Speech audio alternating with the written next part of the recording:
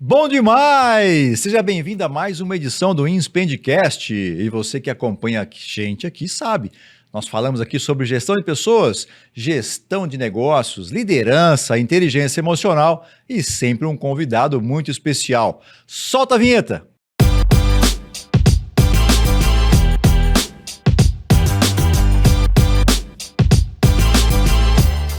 Muito bem, gente, já estamos de volta aqui com os meus... Hoje eu não tenho só um convidado, tenho dois convidados aqui.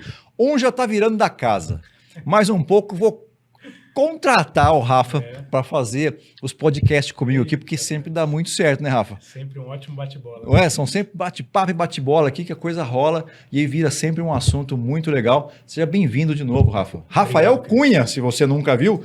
Depois esse cara vai falar da rede dele aqui, ó, sensacional. Seja bem-vindo novamente. Obrigado, Cris. Bom demais estar aqui com vocês, cada vez mais gerando muito valor para a nossa audiência.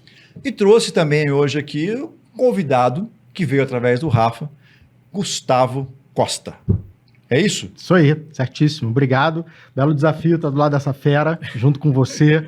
Acho que a gente tem muito conteúdo bacana aqui para poder trazer, uma troca muito rica. E além de tudo, você é um cara alinhado, né, Rafa? Aí, ó. Esse cara é fantástico. Você Não vai é? gostar dele, viu, Cris? Te prometo. Ó, a gente não passou no camarim para preparar, não, mas o Gustavo tá alinhadinho, parece que passou ali Estamos pro chegando camarim. direto, né?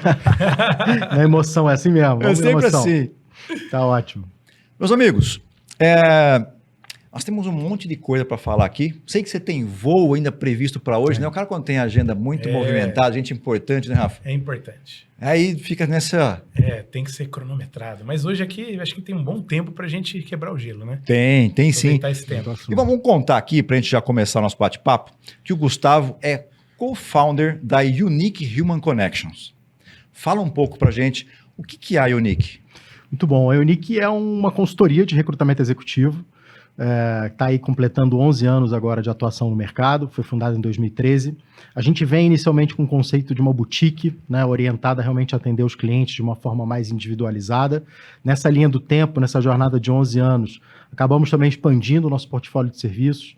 Então a gente entra muito em programas de assessment e também em treinamentos e workshops, muito para o time de recursos humanos e também para os líderes, orientando sempre a melhoria dos processos de atração e seleção, que é um pilar importante nosso.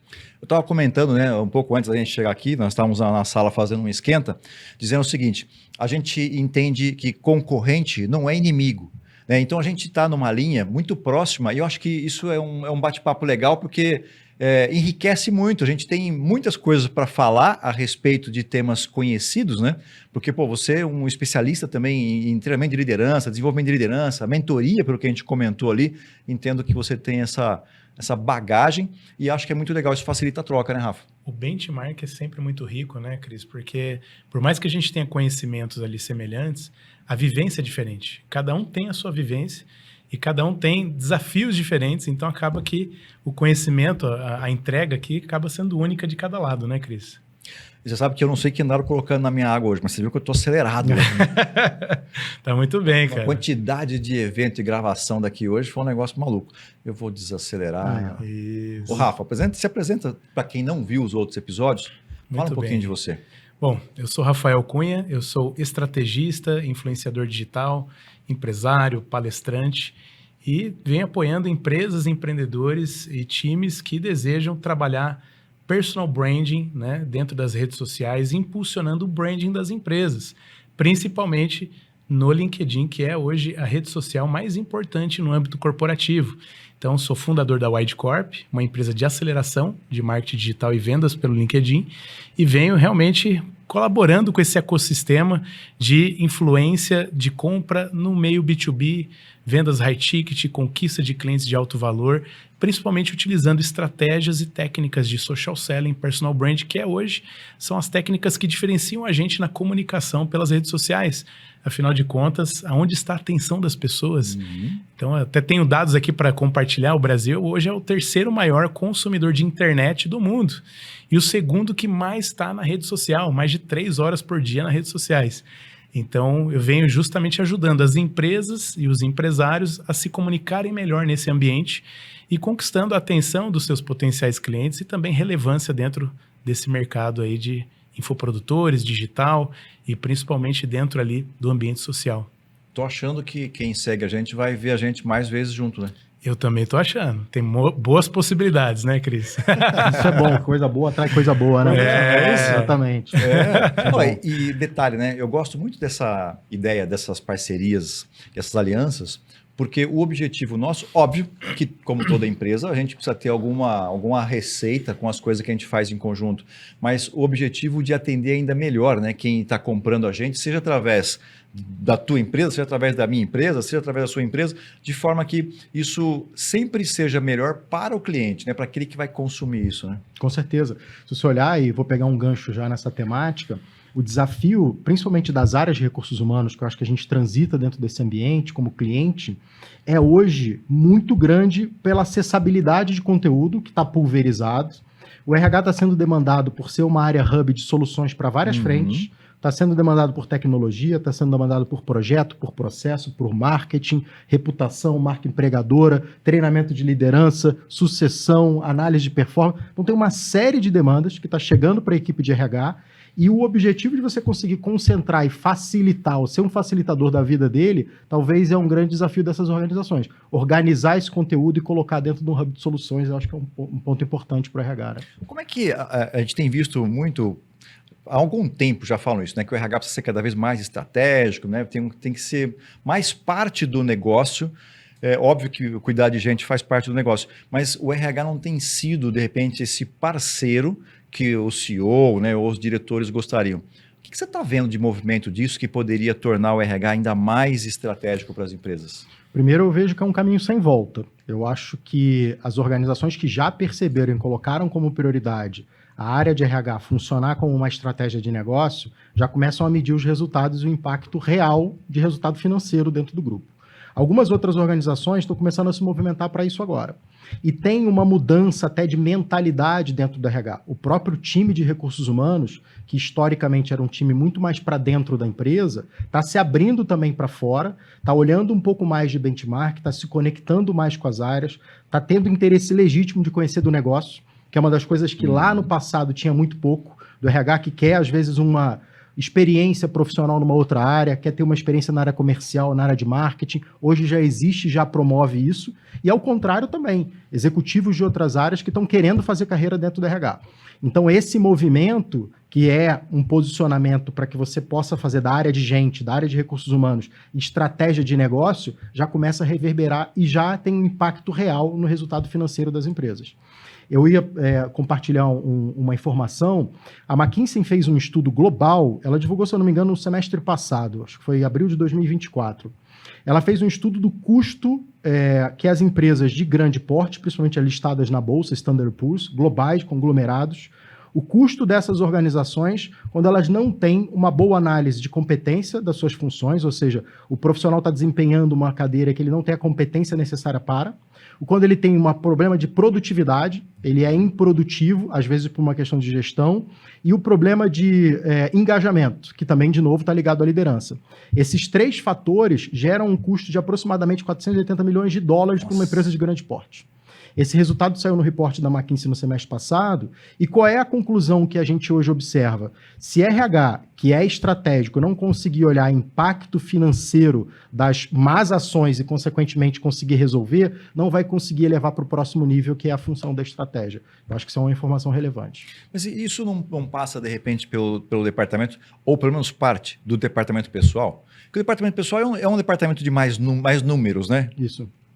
Passa um pouco. Eu acho que passa por duas cadeiras que estão em movimento, em transformação. A primeira cadeira é o desafio do CEO. O CEO começa a perceber que falar de gente é pauta estratégica. Historicamente era menos. Ele estava muito mais orientado a negócio e a balanço, a financeiro, e hoje as pessoas começam a fazer parte disso. Por quê? Porque o RH começa a mudar e começa a mostrar mais valor para ele. Então é uma dobradinha importante. Eu tenho dentro da minha equipe de RH alguém que entra mais no meu negócio, me traz mais conteúdo, me traz mais indicador real, eu consigo olhar para esses indicadores e perceber o quanto isso tem impacto na organização que eu represento. Isso gera esse efeito transformador. Então acho que é uma função de RH que está se valorizando e está crescendo cada vez mais, e os executivos, o número 1 de organizações que estão começando a dar valor para essa pauta de gente. Assim como a diversidade, a ESG, que também entram como pautas importantes. Né? Entendi. Como é que você tem visto isso, Rafa? Você também tem tido alguma participação com o RH, sentido alguma dor do RH? O que eu percebo é assim, cada vez mais, esse desafio do engajamento, principalmente que ele citou, está muito ligado às pessoas estarem se encontrando, né, em seu propósito, se encontrando na sua autoconfiança, ela trabalhar bem o seu self, entendendo qual é a parte dela naquela organização, como que ela colabora da melhor forma. E aí entra também o sentido do personal branding, né, que eu venho pregando muito, que é o quão é importante a empresa potencializar os seus talentos para eles também explorarem o seu melhor potencial, comunicar bem aquilo que eles mais sabem, aquilo que eles mais têm feito de resultados dentro da empresa, ou defender projetos que faz sentido ali para o negócio. Então, quanto mais o RH perceber que ele potencializando as pessoas, de certa maneira, para que elas consigam se vender melhor, para elas consigam ter mais autoconfiança naquilo que elas fazem, maior vai ser o engajamento e, no final das contas, maior a produtividade, a entrega de resultado. Com certeza. É isso que eu percebo. Eu me lembro quando eu comecei a trabalhar com recrutamento de seleção, há mais de 20 anos atrás, um dos principais motivadores, se não era o principal motivador, de um executivo sair de uma cadeira A e ir para uma cadeira B, era o pacote de remuneração. Então as empresas precisavam ser competitivas no pacote de remuneração, incluindo benefício. Não estou dizendo que elas não são hoje, isso não é levado em consideração, mas caiu para terceiro fator de diferencial. O primeiro é com quem eu vou trabalhar. Qual a reputação dessa minha liderança direta e da organização, ou do C-level da organização? O segundo é a cultura organizacional. Eu me vejo dentro daquela organização, como é que ela me representa, qual é a reputação que ela tem, que informações eu consigo coletar de rede social, qual é o impacto, qual é o perfil do acionista, como é que ela trabalha os impactos em comunidade. Então, todas essas informações hoje são extremamente relevantes. E o terceiro vai para o pacote de remuneração. Então, a informação hoje, na era social que a gente vive, e as redes sociais têm um papel importante, ela precisa passar pelo protagonismo dos executivos de liderança. Quem está à frente das empresas precisa ser visto dentro dessas redes sociais para que possa se posicionar para conseguir, de uma certa forma, valorizar essa reputação da organização e trazer os melhores talentos, que é o que eu acho que está todo mundo querendo olhar. E a gente sabe que talento vira o jogo, né? A gente costuma dizer, eu historicamente acho que nenhuma empresa de recrutamento foi contratada para não trazer alguém muito bom ou excelente. Então, ninguém contrata alguém que não é muito bom ou excelente. Então, os talentos mudam o jogo. Como eu trabalho isso dentro desse mercado competitivo que a gente vive, onde o talento não muda só por salário, ele muda por propósito, que é difícil medir, é subjetivo, e por referência da liderança. Com quem eu vou trabalhar? Com quem eu vou estar junto aqui nessa jornada? Qual é o projeto? É isso. E qual é a minha parte dentro desse projeto, né, Gu? Isso. Mas fico pensando assim, né? Me vi que, inclusive, você tem uma bagagem de headhunter aqui e tal. Uma pessoa que está fora do mercado, não está trabalhando, é óbvio que tem diversos motivos para ela estar fora. Mas não parece um contrassenso? Tipo assim, eu preciso contratar uma pessoa boa para trazer para cá e essa pessoa não está empregada por quê, né? Eu acho que, historicamente, tinha um certo preconceito sobre essa questão. Hoje em dia, entende-se claramente que isso são jornadas e que se encurtaram na linha do tempo. As pessoas hoje não vivem mais na mesma empresa a vida inteira, né? Não entram lá como estagiários, se aposentam. Elas mudam de empresa eventualmente e mudam de projeto dentro da mesma empresa. E essas jornadas ou essas rupturas, até mesmo para que você ganhe um tempo, e é comum, o famoso período sabático, ou vou usar esse tempo para um pausa curso, na carreira, vou fazer uma pausa na minha carreira, vou cuidar um pouco mais da família que eu não tive muito tempo, ele é essencial para garantir a produtividade. Então, as histórias bem contadas, e para isso o executivo profissional tem o seu papel de conseguir construir isso e dizer por que ele está nessa jornada, inclusive é um diferencial. É importante ser, né, visto dessa forma, de conseguir dar um break, dar um tempo, dar uma parada em algumas questões para oxigenar e produzir ainda mais de uma nova cadeira. Eu acho que é um ponto importante. Eu recebi aqui numa gravação de um podcast o diretor executivo da Estrela Galícia, da cervejaria. Bom, Rogério, né? Quem veio aqui foi o... Como é que é o nome dele? Eu não me lembro. Mas... Eu lembro o nome acho que era Gustavo também, não era? Não lembro o nome dele, mas ele esteve com a gente aqui. E ele trouxe uma visão para mim que a gente começou conversando fora do estúdio aqui, inclusive antes. Ele estava falando que ele ficou desempregado 1 ano e tal, e ele fez um post muito legal no LinkedIn que me comoveu, me marcou bastante a leitura, né? Do tipo, pô, será que eu perdi a competência, né? Porque ele ficou 1 ano sem se recolocar e tal. E aí ele estava dizendo, e eu achei muito interessante, que o ideal não só para um executivo, mas principalmente para o executivo, é manter uma rede de relacionamento com headhunters. Eu nunca tinha pensado isso, né? Não me imagino precisando me recolocar, eu sou sócio aqui da empresa, mas, sei lá, pode ser que aos 60 anos, daqui a alguns... Passe por algum pensamento sabático, né? Alguns anos, né? De repente pode falar assim, poxa, mas de repente talvez eu possa pensar numa extensão de carreira com alguma outra coisa, né? Sei lá, alguma mudança e manter isso aquecido. Eu não vejo, pelo menos dos executivos no qual eu convivo, eu não vejo eles tendo essa iniciativa, né, que esse amigo trouxe para cá. Não acha que deveria existir? E aí uma sugestão de negócio, hein? Uhum. Se é Falamos que não disso tem, ou não? Falar. Olha lá. Foi tema de almoço. É. Ô, Cris, eu acho que esse mercado está em transformação, assim como todos os outros, né? A gente vive em reputação, era social, o networking é muito mais virtual e eventualmente digital. A gente não consegue estar fisicamente em todos os lugares, mas virtualmente você consegue ter presença. O que eu entendo essa dinâmica dessa relação com o headhunter especificamente, de todo profissional, ela é importante por 2 motivos principais. Primeiro, eu me posiciono para saber como o mercado está. Por mais que eu esteja bem na minha cadeira, eu não estou querendo mudar, eu estou motivado e etc., eu me abro para essa conversa, isso me ajuda a ser percebido de como eu estou e como está o mercado. Como está eventualmente as cadeiras similares dentro do mercado ao que eu estou, as empresas similares, concorrentes ou não concorrentes, aquilo é uma informação fidedigna. E o segundo é que essa rede de networking do headhunter, ela é muito vasta. Ela inclusive gera negócio. Eu posso e consigo, através dessas cadeiras, não só pensar em recolocação ou numa nova cadeira. Claro que isso é um objetivo principal, mas o meu networking ajuda a abrir através dessas relações profissionais. E um ponto é que muito profissional só pensa nisso no período de baixa, que é quando eu estou enfraquecido. Estou valendo menos, né? Exatamente. Quando eu estou procurando oportunidade, porque eu fui desligado, ou eu saí, ou eventualmente eu não estou bem na cadeira que eu estou, a minha fraqueza aparece mais, eu estou enfraquecido. Quando eu estou bem naquela cadeira, eu estou muito robusto, eu tenho conteúdo para trocar, eu tenho informação, eu consigo gerar oportunidade de outras conexões. Então a riqueza dessa relação, eu acho que é válido por esses 2 pontos. Penso que pode ser, não sei se existe, né? Mas, por exemplo, de repente, grupos e até eventos mesmo. Porque, além de tudo, eu posso entender pensando em mim, obviamente, mas posso entender pensando também no meu grupo de diretores aqui. Claro. Né? Sim. Pô, como é que está a situação da visão externa em relação a esse público? Eu corro algum risco de perder, de repente, o meu time aqui? Né? Outro ponto importante, outro exemplo, tem algumas consultorias que têm o conceito de especialização, né? Tem áreas de especialidade de recrutamento. Então você pega, por exemplo, a área de finanças. Tem recrutadores ou consultores de recrutamento que só trabalham em posições de finanças. Se o teu CFO consegue se conectar eventualmente com esse consultor, ele tem informações de o que está funcionando como estratégia de atração e seleção, que tipo de pacote de benefício tem feito a diferença, quais são os perfis de novos profissionais que estão entrando, de onde eles estão vindo. Não necessariamente para eu olhar uma nova oportunidade, mas essas informações elas fluem nessas conversas. Então a riqueza desse contato, ele vai por esse conteúdo. E por último, se eu tiver interesse real, seja em contratar alguém ou até mesmo me reposicionar, essa é uma fonte importante que é um cara que vai lembrar daquilo tudo que eu agreguei de valor para ele.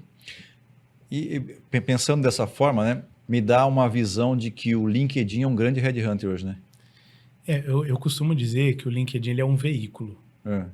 Ele te leva com maior velocidade para o seu destino. Só que se você não colocar lá no seu GPS o objetivo e não ter minimamente uma clareza da jornada que você vai passar, querendo ou não, o Waze muitas vezes erra também. Sim, não é? Sim. Então é o algoritmo do LinkedIn. Então se eu colocar coisas erradas ou coisas que são inequívocas no sentido do meu objetivo, vai me levar para um destino totalmente errado. E aí, o que a gente estava falando aqui agora, dos líderes, né, só procurarem quando precisa, isso significa que eles não estão trabalhando o quê? O aspecto de empregabilidade. Hoje, qual que é o aspecto de empregabilidade? É o quanto você está visível pelo mercado e desejável pelo mercado, ao ponto de ter um benchmark constante, até para que você possa trazer inputs para a empresa que você está, do que você pode falar, olha, o mercado está fazendo isso, porque querendo ou não, qualquer CEO, qualquer cargo de alta gerência, ele tem que ter esse conhecimento sempre atualizado para ele também reter talentos do time. Porque, afinal de contas, ele precisa ter talentos bons para Sim. gerar o resultado que ele busca, não é, Gustavo? Com certeza. O LinkedIn, especificamente, é hoje a principal ferramenta profissional, plataforma profissional. O Brasil talvez é o terceiro maior país de usuários no mundo do LinkedIn. Isso. Fica atrás da Índia ou dos Estados Unidos. Mas o que a gente diz é o seguinte, é uma máquina que precisa ser pilotada. Ou seja, eu tenho lá acesso a todas as informações profissionais, né? Qualquer um consegue encontrar um perfil lá dentro de um executivo, de um profissional, de uma empresa. O que faz a diferença é o quanto eu consigo atrair e abordar e trocar informações com ele. Aí eu exijo credibilidade, reputação, histórico de sucesso. Eu preciso agregar valor e agregar conteúdo, porque senão eu não saio do mesmo. Eu não tiro o melhor daquela ferramenta especificamente. E o recrutador e o recrutamento tem muito disso, né? Precisar não só encontrar a pessoa, mas como eu trabalho o processo de comunicação, de engajamento, de apresentação do projeto. Se um recrutador, um profissional de recrutamento for abordar um profissional, né, para um processo, ele precisa ter conteúdo para trocar. Ele precisa saber muito bem qual a informação não é só descrição de função. Muito recrutador, mas eu tenho aqui a descrição de função, pensa que isso basta. Eu preciso entender o contexto, por que aquela posição está em aberto, se é uma substituição, por que foi substituída, qual é o perfil da liderança, qual é a cultura, quais são os objetivos de curto, médio e longo prazo. Tem uma série de conteúdos que essa troca precisa acontecer para dar liga. Senão, o bom profissional, às vezes, ele não conecta, ele não tem interesse naquela posição. E isso liga diretamente com alguns aspectos de personal brand, de marca pessoal. Eu defendo muito, por exemplo, quando a gente vai trabalhar um posicionamento de líder, né, de pessoas que desejam almejar um crescimento, né, de carreira forte, a gente trabalha aspectos de valores, autenticidade, para que ela consiga minimamente comunicar quais são os seus valores, qual é a sua visão de mundo, né? O que você busca, um pouco da sua jornada ali que mostra um pouquinho, um track record da sua história profissional, de como que você vem gerando valor para a carreira que você passou, para as empresas que você teve. E, de certa maneira, isso é input importante para um headhunter falar, pô, peraí, esse cara aqui tem fit com o que a gente está buscando. Pô, ele tem esse valor aqui, bate com os nossos valores, bate com o pensamento ligado à cultura da empresa. Então, isso facilita, inclusive, aspectos da empregabilidade de qualquer líder. Rafa, quando você pensa, por exemplo, desse personal branding, a imagem que a pessoa tem no LinkedIn, muitas vezes não é a mesma que ela sustenta em outras redes. E aí, como é que faz, né? Porque você tem uma espécie de uma dualidade ali, né? Você vê um cara profissional ali, de repente, ostentando o que é profissional ali no LinkedIn, acho que a gente comentou isso no outro podcast, e aí você vê o comportamento dele dentro, né, de uma outra rede muito diferente. Como é que... Eu acredito que tem muito de crença, né? No passado, ainda existe, eu vejo muito ainda, né, nos bastidores, né? Ah, peraí, isso aqui é pessoal. Ah, não, isso aqui é profissional. Cara, a gente é a mesma coisa. Para com essa ideia de querer separar o que é pessoal do que é profissional. Você é uma pessoa só. Então, se você quer ter um bom posicionamento, você quer ser encontrado pelas melhores oportunidades, você tem que levar o seu posicionamento no LinkedIn para um Facebook, para um Instagram. Você tem que ser a mesma pessoa. É aquilo que você quer comunicar, é aquilo que você quer ser notado, como que você quer ser percebido. Então, você tem que trabalhar a congruência das redes sociais. Cada vez mais é isso. Não adianta você ficar de camiseta cavada lá no Instagram, tomando todas, mostrando que você está na balada, e lá no LinkedIn você fazer pose de terninho. Não vai rolar. Porque, no final das contas, quem está investindo na contratação está investindo pesado, né, Gu? E eles não podem errar. E hoje, acho que um recrutador, um headhunter, ele tem a missão de olhar, né, de forma abrangente, né? As coisas hoje andam juntas, até de novo, por conta da questão da rede social. Lá no passado, né, os nossos avós, eles chegavam em casa, penduravam o terno e não se falava mais de trabalho. Né? Ponto final. Só lá na segunda-feira de novo. Hoje, do jeito que as corporações vivem, nós vivemos e as carreiras existem, elas coexistem com a nossa vida pessoal. A representatividade é a mesma. Então, construir reputação passa pelos valores dos conceitos de caráter dessa liderança. A ética, o compromisso, como eu trabalho, se eu faço assédio moral ou não, se eu trato bem ou se eu trato mal, isso é levado para a carreira. Eu já tive vaga em processo de nível executivo que ela não é fechada pela má reputação da liderança direta. Com quem essa pessoa vai trabalhar é tão mal vista no mercado que aquela posição não fecha. E ao contrário, a mesma coisa. Ao contrário, a reputação positiva atrai os melhores naturalmente. Eu consigo negociar um pacote melhor, eu consigo fazer com que esse profissional tenha mais engajamento, me produza mais. Então, esse conceito, que querendo ou não é recente quando a gente fala de gestão de carreira, protagonismo de carreira, e que os líderes, os executivos cuidem das suas carreiras, porque isso tem valor, ele é essencial. Tem alguns indicadores de empresas que medem reputação, que são muito fortes em reputação de marca. Mas quando você coloca a marca com reputação executiva, você vê que as coisas estão interligadas. Uma empresa de capital aberto que contrata qualquer executivo de C-level, ela mexe no preço da ação dela, para mais ou para menos, dependendo da reputação desse executivo. Isso é super comum. Isso tem acontecido já na média gestão, na liderança de primeiro nível que a gente chama. Então está tudo hoje conectado, não tem como fugir. Vamos deixar um recorte? Eu acho que é legal essa temática, né? Que é pensar o seguinte, que tipo de candidato, por exemplo, que não atrairia um headhunter? Boa.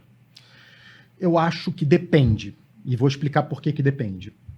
Sempre existe no mercado vaga para todos os perfis. Então, todo tipo de perfil tem um determinado espaço, depende do momento e da hora. A gente tem e vive no Brasil com um nível alto de desemprego. Só que, normalmente, esse desemprego é para baixa qualificação. Então, quem tem uma determinada qualificação, em alguma área, uma especialidade, ela tem oportunidade. O que não cola é quando esse profissional não consegue manter a reputação dele. Então, exemplo, eu entrei numa organização, eu não fiz um bom trabalho, eu não entreguei o que tinha que entregar e às vezes eu fui desligado por performance. Para um próximo passo, aquele profissional, porque eu consigo ler a trajetória dele, talvez ele não tenha mais o mesmo espaço. Então, o que depende é exatamente isso. É como esse profissional constrói a carreira dele. O quanto de entrega de valor nessa jornada, independente do nível, ele consegue me entregar tempos e tempos. Eu acho que esse é o ponto. Mas, por exemplo, você faz algum tipo de análise, e obviamente que assim, né? A gente sabe que ninguém está falando aqui de quebra de LGPD, de buscar informação que é sensível, de que não pode. Estamos falando de informações que estão disponíveis na rede. Públicas, né? Informações públicas. Boa. Que tipo de pesquisa, por exemplo, que um headhunter costuma fazer para entender o perfil daquele, né, perfil e comportamento daquele candidato? O headhunter normalmente trabalha com a rede dele para pegar referências e informações. Tá. Porque a gente sabe, todo mundo sabe, que normalmente quando eu peço referência para o profissional, ele vai me passar aquelas referências das pessoas que conhecem e vão falar bem dele. Isso é super natural. A gente às vezes leva isso em consideração? Leva, mas a gente cerca por fora nas referências profissionais em cima do networking que eu construo. Então eu consigo chegar na mesma empresa que ele trabalhou através de outras pessoas para construir essa informação. Isso é o principal, esse é o meu insumo principal. Menos às vezes do que o lazer dele vai me dizer, a não ser que seja uma coisa que está se destacando demais, às vezes negativamente. Ou a convergência de informações, as temáticas que ele se envolve dentro das redes sociais, principalmente do LinkedIn, que é a primeira, mas a referência, a reputação está muito ligada a isso. Hoje o idioma ainda é algo que muito relevante para a contratação de um executivo? Eu acho que menos, diminuiu. Apesar da gente estar cada vez mais global e globalizado, as empresas também entenderam o porquê que eu preciso e o porquê que eu não preciso, cadeira a cadeira. Existiu uma época que a gente tinha uma exigência do idioma, basicamente por ter, ou como uma maneira de eu entrar no que eu chamo de comportamento de bando, mas todo mundo pede, eu preciso pedir também.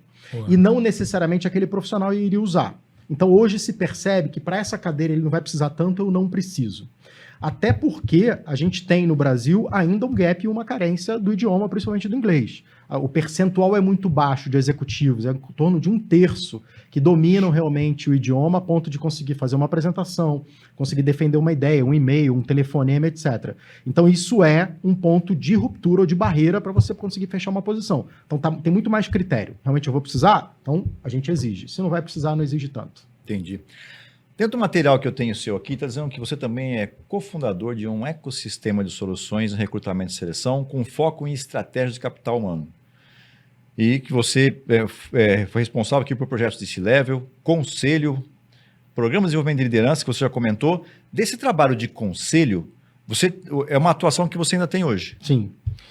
O que acontece? A gente começou a perceber na história recente que as organizações, principalmente pequenas e médias empresas e grupos familiares robustos, começaram a abrir as suas oportunidades para conselheiros externos, no perfil de conselheiro consultivo. E normalmente se tinha dificuldade, ainda tem, de encontrar esse conselheiro. Por um outro lado, executivos de longa trajetória também começaram a perceber que, por conta da sua longevidade etária, vão ter mais tempo para trabalhar. E começaram a procurar formações em conselho consultivo. Então, a gente uniu o útil ao agradável. Eu ajudo as empresas a encontrar o melhor conselheiro e eu trabalho o meu networking para ter esses bons conselheiros que estão se formando nesses programas prontos e preparados para trabalhar nessas empresas. Então, a gente abriu um negócio orientado só a projetos de conselho. Isso é uma demanda que a gente tem feito. Por outro lado, a visão do ecossistema é que a gente começou a perceber também que falar de recrutamento, que normalmente era muito tático, eu preciso preencher uma vaga, eu preciso encontrar o candidato, hoje se torna estratégico. E a estratégia está ligada a um pouco do nosso pilar do ecossistema. Eu preciso antecipar a necessidade. Então, antes de eu precisar contratar ou abrir a vaga, como é que está o mercado? Onde é que está esse candidato? Eu tenho competitividade ou não? Se eu for abrir uma filial numa outra cidade, a pessoa que eu preciso para tocar o meu negócio existe? Quanto ela está ganhando lá? De onde eu vou tirar? Então, antes de eu antecipar a contratação à vaga, eu trabalho na inteligência ou no mapeamento do processo. Por isso, esse ecossistema faz sentido, para a gente trazer outras soluções que não só o ato de recrutar ou de buscar o executivo. Boa. Pouco antes da gente entrar aqui, a gente estava falando também sobre assessment, né? E vi que tem um destaque, inclusive, aqui dentro do teu perfil, né? De, como é que eu vou chamar aqui? A gente chama de Bill? Bill. A Bill, né? Da Bill. Que traz resumo profissional, enfim. É difícil montar esse tal da Bill, né? Mas dentro do que tem aqui, ele fala sobre assessment. Quando a gente pensa, por exemplo, numa contratação de C-level, tem algum assessment específico que você de repente prefere ou que o mercado prefere mais? Eu acho que existem algumas ferramentas de assessment que são mais assessments de estilos e características comportamentais. Aí tem várias. Algumas, inclusive, que demandam tempo e homem-hora do consultor e do próprio profissional para realizar, tem devolutiva, coisa e tal. O que a gente trabalha no assessment comportamental por entrevista. Tá. Então, eu executo uma entrevista com esse profissional baseado em competências, mas tendo o insumo desse meu cliente ou organização do que ela quer medir.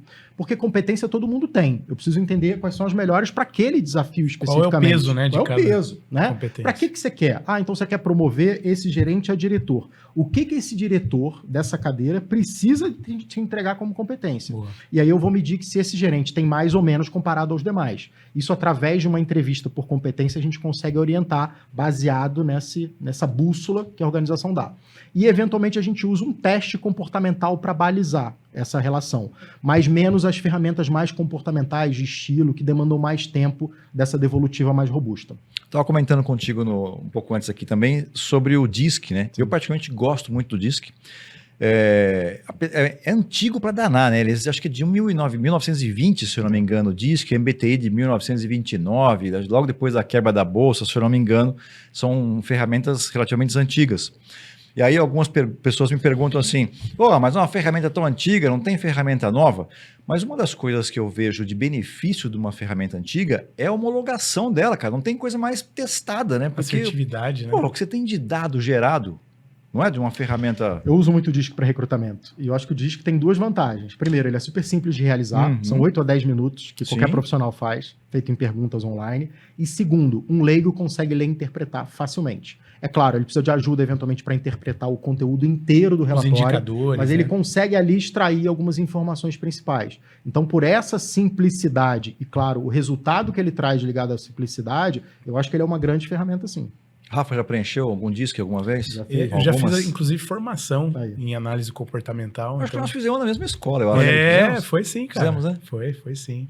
Então, assim, e eu costumo dizer que a minha vida profissional, ela teve antes e depois do meu primeiro DISC, né? Então, quando eu fiz a minha primeira análise comportamental, entendendo bem as minhas competências, minhas fortalezas, o que eu tinha ali de mais forte, o que eu tinha a desenvolver ali, ficou muito mais claro o que eu sofria, né? Às vezes a gente sofre por falta de conhecimento de nós mesmos, né? Então a ferramenta me trouxe as claras, peraí, entendi agora por que eu estava sofrendo com isso. Então, peraí, deixa eu explorar melhor isso que eu tenho de bom. Então, eu costumo dizer, 2015 foi um ano importantíssimo para mim, foi quando eu comecei a entrar nesse mundo do autodesenvolvimento pessoal e conheci, principalmente o DISC, que foi para mim, né, uma virada de chave muito importante e me fez mudar a forma de analisar as pessoas, porque até então eu era um cara mais julgador. Eu olhava alguns comportamentos e já julgava, e geralmente você julga o bem ou mal, né? Quando você não tem um conhecimento em desenvolvimento humano, né? A partir daquele momento comecei a analisar e entender diferenças. Ele é só diferente de mim. E aí, obviamente, o diferente pode se dar bem ou mal em situações 1 ou 2. Então aí fica mais claro até na hora de você falar, pô, peraí, esse projeto faz sentido para mim? Isso que eu estou fazendo realmente está gerando um salário emocional, ou seja, eu estou me realizando emocionalmente em fazer aquelas tarefas, não é só por dinheiro, não é só por projeto, enfim. Então acaba que você traz ali uma visão muito mais completa, né, de Com missão, certeza. valores, visão da sua própria carreira. Se você olhar e respondendo, voltando na pergunta que você tinha feito sobre o candidato que às vezes não é visto, né? Ou se tem candidato que não tem oportunidade, não tem vaga, o mais desafiante é o candidato que não tem essa autoavaliação. Ele não sabe muito bem o que ele faz bem e o que ele não faz bem, e ele acha a princípio que ele faz qualquer coisa bem. Então você abre, por exemplo, uma posição de diretor financeiro. Aí tem um profissional que não tem nada a ver com aquilo que é um diretor financeiro e ele acha que ele pode executar. E ele tem a certeza, porque para ele, dentro da cabeça dele, ele acha que ele pode executar aquela tarefa. Muito motivado, porque às vezes ele quer uma oportunidade melhor, porque ele está insatisfeito e ele quer ser visto ou valorizado numa cadeira que ele tem absolutamente nada a ver. Então o autoconhecimento, que é conseguir perceber muito claramente aquilo que é o teu core, aquilo que é a tua fortaleza, o que você faz bem, coloca esse profissional um pouco mais na frente, se posicionar naquilo que ele não faz bem também. Pô, o cara que não tem cara que parece que não é bom em nada, né? Eu não Mas sei se podia falar que ele é ambicanhoto, né? Porque é ambidestro quando o cara tem Joga mal com as duas pernas. Joga mal com as duas. Mas eu acho que a pessoa que talvez esteja muito aquém é aquela que sabe menos de si próprio, né? Ela deixa muito a emoção tomar conta, ela tem menos controle das suas reações, né, inconscientes, e quando ela começa a perceber, começa a tomar consciência, ela começa a identificar que ela repete muitos padrões que estão levando ela para o limbo, né? Estão levando ela para um lado ruim. Então, por isso que é importante exercitar, e eu acredito muito, inclusive, que ligando ao nosso tema, né, do recrutamento e seleção, a importância, né, do RH, eu vejo que cada vez mais, mesmo com o avanço da tecnologia, inteligência artificial, mundo digital, totalmente interconectado, cada vez mais as pessoas são o ativo mais valioso das empresas. E é por isso que hoje, o meu grande propósito hoje como negócio, como mentor, como educador, inclusive agora me tornei professor também, né, de faculdade e tudo mais, é potencializar o que a pessoa tem de bom e comunicar isso da melhor forma possível. Porque tem muita gente boa, e o que eu mais fico frustrado às vezes de ver é gente boa, com qualidade, com conhecimento, com competência, mas não conseguindo crescer, não conseguindo sair do seu status quo, porque ela não sabe comunicar muito bem aquilo que ela tem de melhor.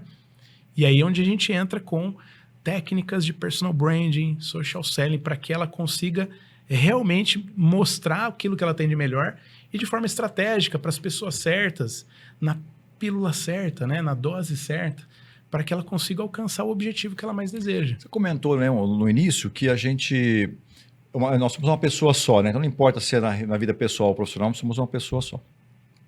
Mas quando a gente pensa, por exemplo, nesse quesito que nós estamos dizendo, quando eu pego uma questão profissional, é melhor que eu dê foco e objetivo naquilo que a pessoa é melhor. Concorda? Porque não adianta eu pegar o Neymar, pôr o Neymar para jogar no gol. Cara, eu não vou tirar o melhor desse profissional.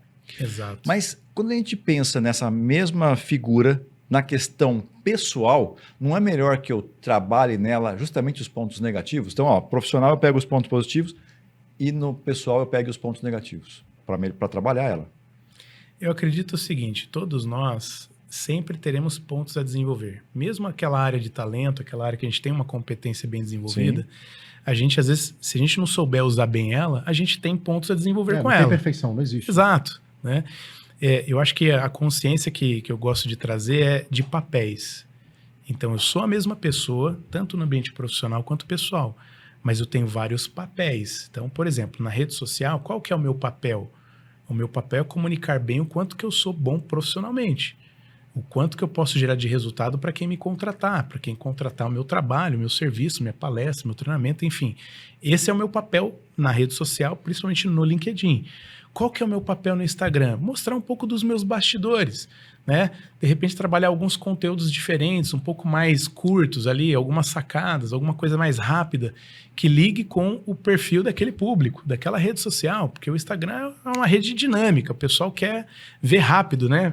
Virou, a gente trocou aquele vício, principalmente os homens, né, do controle remoto, ficar passando canal de TV, pelo feed. Você vai passando, quando você vê, você passou 20 vídeos, 50 vídeos. Às vezes eu quero achar vídeo que eu curti, peraí, tem um vídeo que eu curti lá, mas eu acho que foi hoje. Aí você vai ver, caramba, eu não chego nunca no... Ou seja, a gente passa muito tempo sem perceber na rede social, eu tenho que ter um papel para aquela rede social. Pô, meu papel no Instagram, eu sei que eu tenho que gerar algum conteúdo de valor rápido, mostrar um pouquinho dos meus bastidores, mas eu tenho que entender até que ponto, né, faz sentido de eu mostrar ali no Instagram, e tudo bem. Pô, agora ambiente familiar, em casa, né, com as crianças, pô, tem que ser pai. Qual que é o meu papel como pai? Né? Por exemplo, minha filha me segue no Instagram. Então, eu tenho que ter sempre um exemplo. A minha filha, por exemplo, né? Pô, minha esposa, ela é minha sócia também. Então, peraí, em que momento eu vou falar com ela como sócio? Em que momento eu vou falar com ela como marido? Ou em que momento eu vou falar com ela como pai dos nossos filhos? E assim por diante. Então, a gente precisa saber dividir bem esses papéis. Por mais que a gente é uma pessoa só, a gente tem que ser estratégico. Pô, qual o papel que eu tenho na rede social? O que vai realmente gerar resultado para mim, crescimento, prosperidade? Então, é isso que eu tenho que fazer. E saber dividir bem, né, esses momentos. Pensando na tropicalização do DISC, que nós temos lá o executor, né, comunicador, planejador, analista. Uhum. Eu não sei do teu perfil, mas o planejador... Executor, comunicador. Executor, porque você tem um estilo mais, como é que eu vou dizer, não sei se a palavra correta é pacífico, mas é mais tranquilo, né? Isso pode ser pelo VAC lá, que você pode ser mais auditivo. Eu sou bastante auditivo. Então, auditivo vai te fazer ter um som de, né, um tom de voz mais locutor de rádio, né? Vai ser um cara mais tranquilo. Mas me parece que você tem uma boa vivência dentro do planejador, sabe? Sim. Não sei se você tem esse sentimento também, Gustavo. O disco, é difícil do disco errar, hein? Não é? Se ele está dizendo que já mediu e é isso... Eu até estava comentando com o Gustavo que, assim, por mais que eu sou um executor comunicador, eu observo muito. E, assim, por mais que eu tenha essa cara de novo, né, eu estou desde os 15 anos trabalhando, então eu já posso dizer que quase 30 anos de trabalho, e eu acredito que essa maturidade de experiência profissional vai gerando, né, um desenvolvimento em todas as frentes, né? Então, obviamente, eu devo ter um bom planejador desenvolvido, não 100%, mas tenho. O bom analista também, então eu consigo observar, consigo raciocinar, né, simular, enfim, consigo exercitar um pouco do analista também. Mas, obviamente, a minha característica dominante é executor e comunicador. Então, eu sou o cara que gosta de agilizar também, né? Gosto de ser prático, né? Eu às vezes brinco em casa, vamos parar de mimimi, porque eu quero focar na solução. O problema a gente decide solucionar, né? Pô, quero ficar ali correndo atrás do rabo ali, né, reverberando aquele problema, eu vou perder tempo, eu vou sofrer. Não, cara, vamos focar na solução. Beleza. Eu fiz essa provocação porque dentro da rede social, você está comentando, né? Então, é melhor estar lá e fazer um papel, bacana, né? Pô, tua esposa está lá, ou tua filha te segue lá. Mas você não acha que, por exemplo, se uma pessoa é de altíssimo I, né, um comunicador altíssimo, ela não vai ter um comportamento diferente, seja no LinkedIn, seja até para uma entrevista. Eu tenho dia que eu tô cheio de graça, né? Não sou Ave Maria, como diz o ditado, mas às vezes estou cheio de graça. Eu também sou D com I, né? Ou executor com comunicador, mas tem dia que parece que meu comunicador... Tem até um estudo da inteligência positiva, de autossabotagem, inclusive eu conheci essa ferramenta e a minha esposa ela é especialista nessa ferramenta, isso me ajudou bastante. Mostra que toda competência usada ao extremo, ela se torna uma fraqueza. Uhum. Então, por mais que você pode ser um bom executor, se você usar ela ao extremo, você vai ser chamado de triturador de carne nas empresas, você vai ser trator. Pessoal, esse é trator, fica atropelando a gente, fica botando a gente em maus lençóis, né? Fica colocando a gente em saia justa na frente dos outros, porque a pessoa quer executar e às vezes executa sem analisar o aspecto da empatia do outro lado, como que o outro vai perceber Como? A melhor hora de o falar. ambiente tá certo, o tom tá certo. Então, eu aprendi isso também, que toda habilidade usada ao extremo, ela se torna uma fraqueza também. Gustavo, como é que você consegue perceber isso, de repente, numa entrevista com um candidato para uma vaga de executivo? Se de repente tem um tom, ele é mais brincalhão, dá para perceber isso numa... Dá. E eu acho que é um bom ponto para a gente falar, porque o que a gente observa é que a entrevista de seleção, independente do nível, ela tem mudado e vai continuar mudando na linha do tempo. Historicamente, ano passado, a gente tinha muito mais o conceito de entrevistador e entrevistado. Eu faço as perguntas, eu estou com o seu currículo na mão, eu tenho muito mais o poder de direcionar essa nossa conversa. Hoje, caminha para uma troca de informações. A entrevista hoje é um ambiente onde eu preciso provocar o máximo de conforto para esse profissional, para que ele seja ele mesmo. Então, eu direciono para uma conversa. E essa conversa, na linha do tom que eu vou direcionando, e com o ambiente, com todo o conceito de tranquilidade que eu vou trazendo, ele vai se expondo da forma mais natural possível para ele. Deixa ele estar armado e preparado para ser entrevistado, que se qualquer um hoje se for na internet, digitar técnicas de ser entrevistado, tem uma série de dicas ali que o cara vem prontinho, e quanto mais entrevista o profissional faz, mais ele fica carimbado de saber o que vai ser perguntado, como sair das pegadinhas, etc.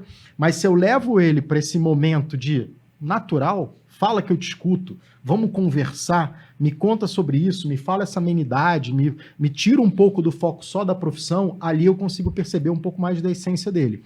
E claro, eu acho que é como andar de bicicleta. Cada vez que você faz mais, você vai aperfeiçoando a tua estratégia. Eu acho que um bom recrutador e um bom entrevistador, primeiro, ele tem que saber ouvir. E ouvir o que não é falado. Perfeito. Ouvir no tom de voz, na comunicação, na Não exposição verbal. corporal, na forma como ele se apresenta em todos os aspectos de ponto de contato que eu fiz. Tudo isso é insumo para que você possa minimamente ter uma conclusão. E tem um último ponto que eu acho que é muito importante, a gente não consegue prever comportamento. Por mais técnicas e estratégias, seja de entrevista ou de testes comportamentais, você garante que aquele profissional vai se comportar dessa forma naquele ambiente. Porque os humanos, as pessoas são voláteis. A gente se adapta na linha do tempo e a gente também muda. Isso faz parte da evolução.